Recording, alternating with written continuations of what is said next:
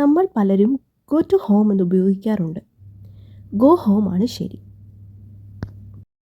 ഇവിടെ go to school ശരിയാണ്. Hi everyone, this is Aleena from Level Up learning.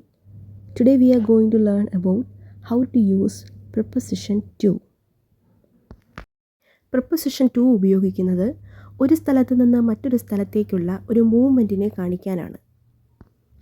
ചില വാക്കുകളുടെ കൂടെ ടു ഉപയോഗിക്കും, എന്നാൽ ചില വാക്കുകളുടെ കൂടെ ടു ഉപയോഗിക്കാറില്ല. അത് എന്തുകൊണ്ടാണെന്നും ഏതൊക്കെയാണെന്നും നമുക്ക് നോക്കാം. കുറച്ച് എക്സാമ്പിൾസ് നോക്കാം.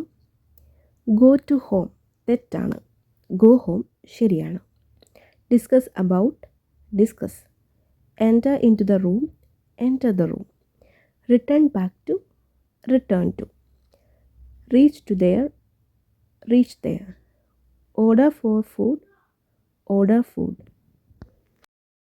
എന്തുകൊണ്ടാണ് ഹോം, ഹിയർ, ദെയർ എന്നീ വാക്കുകളുടെ കൂടെ ടു ഉപയോഗിക്കാത്തത്? ഇവിടെ ഹോം, ഹിയർ, ദെയർ എന്നീ വാക്കുകളുടെ കൂടെ ഓൾറെഡി ടു എന്ന അർത്ഥവും ഉൾപ്പെടുന്നുണ്ട്.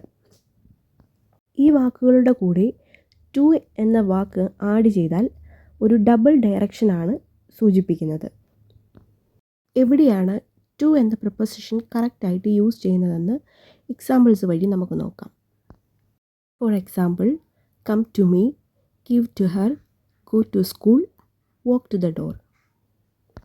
ഇവിടെ ഒരു വ്യക്തിയിലേക്കും ഒരു പ്ലേസിലേക്കും മൂവ്മെൻറ്റ് ഉണ്ട്. അതുകൊണ്ട് ടു ഇവിടെ കറക്റ്റാണ്.